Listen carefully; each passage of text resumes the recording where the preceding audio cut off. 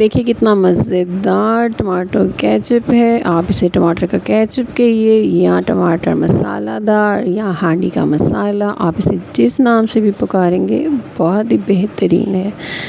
टमाटर का ये पेस्ट बनाना बहुत ही आसान और सादा सा है और ये बहुत कारआमद है। किचन के लिए हर तरीके से आप इसे इस्तेमाल कर सकती हैं। अस्सलाम वालेकुम जी, कैसे हैं? देखिए जनाब, टमाटर है रेड भरे भरे और बहुत रस भरे। टमाटर हो गए हैं सस्ते और ईद उल अज़हा आ रही है तो टमाटर ले लीजिए, नरम हो या सख्त जिस तरह के भी हों। ये 2 किलो टमाटर हैं और 1 गिलास भर के इसमें जाएगा पानी और ये पकेगा हल्की आग में तकरीबन 10 मिनट के लिए। इतनी देर में मैं करूँगी नाश्ता और फिर आऊँगी मैं आपके पास दोबारा। 10 मिनट में टमाटर जो हैं वो अच्छी तरह गल चुके हैं, नरम हो चुके हैं। स्किन इनकी देखें किस तरह हो चुकी है, जैसे भून की होती है। तो इसको चम्मच के साथ अगर आप दबाएं तो देखें ये बहुत अच्छे तरीके से मैश हो जाएंगे।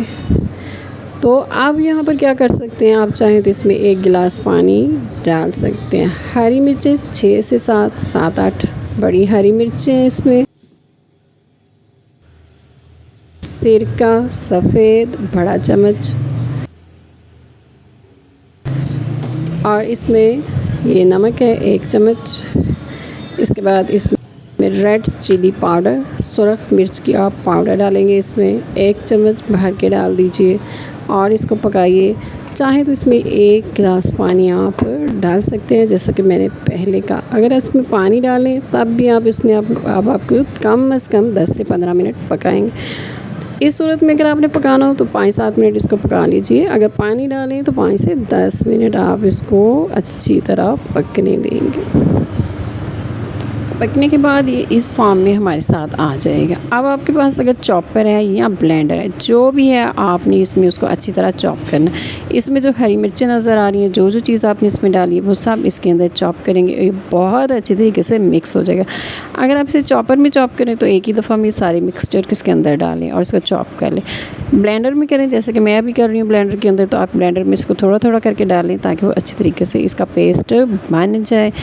आप 1 से 2 मिनट तक इसको अच्छी तरह ब्लेंड कर लें और ब्लेंड करने के बाद आप इसको कंटेनर में कर सकते हैं। कंटेनर छोटे साइज़ का लें तो बेहतर रहेगा। अगर आप बड़े बड़े डब्बे में डालेंगे या बॉटल्स में डालेंगी तो मसला बनता है निकालने में और इस्तेमाल करने में। ये जब आप इस तरीके से छोटे छोटे कंटेनर्स में इसको रखेंगे और ईद वाले दिन गोश्त को बनाते वक्त इसमें 1 से 2 चम्मच 3 से 4 चम्मच इस्तेमाल कर सकते हैं। ये देखिए बेहतरीन केचप है, आप इसको केचप के तौर पर भी इस्तेमाल कर सकती हैं।